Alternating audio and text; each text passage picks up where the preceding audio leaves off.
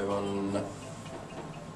on selline ettevõte, mis on suunatud pikaajalisele andmete arhiveerimisele ja andmete arhiveerimisele suunaga siis digitaalarhiivi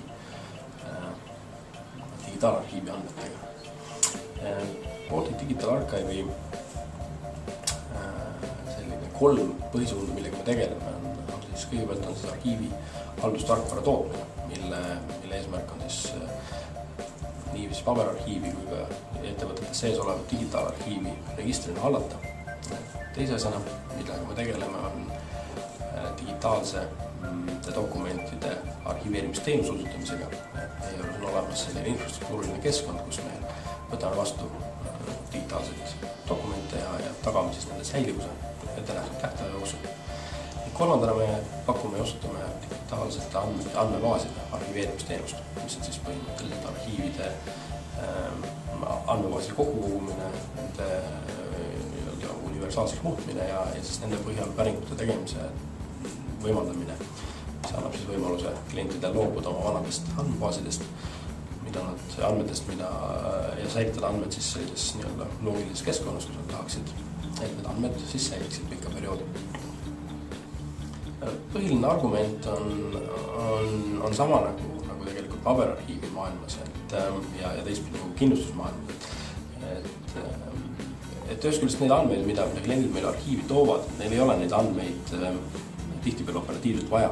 Need andmed istuvad nende operatiivinfosüsteemides ja nad võtavad seal ruumi, nad hoiavad operatiivinfosüsteeme koormuse all.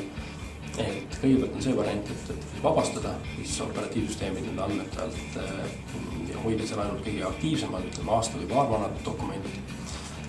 Ja siis kindlustuse pool on see, et kui need andmed siiski tegelikult mingil hetkel vaja on, et on siis 5 aastat, 7 aastat, 10, 20, 25, 75 aastat, et siis need dokumendid oleksid ikkagi saadavad.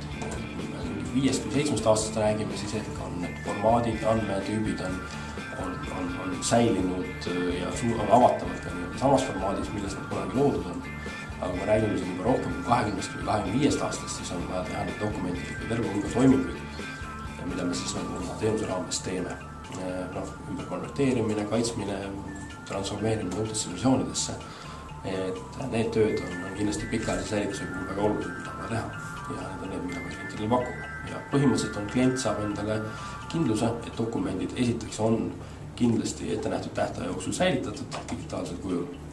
Ja teiselt poolt, et nad on ka kindlasti hävitatud juhul, kui see tähtaeg tõesti kätte jõuab, et need andmed ei jää kuskile ripakile, et need andmed ei ole kuskil mahal kätte saadavad, ammugi mitte kusagil avalikus veebis või mingites muudes kohtades, kus neid võiks kurjasti kasutada.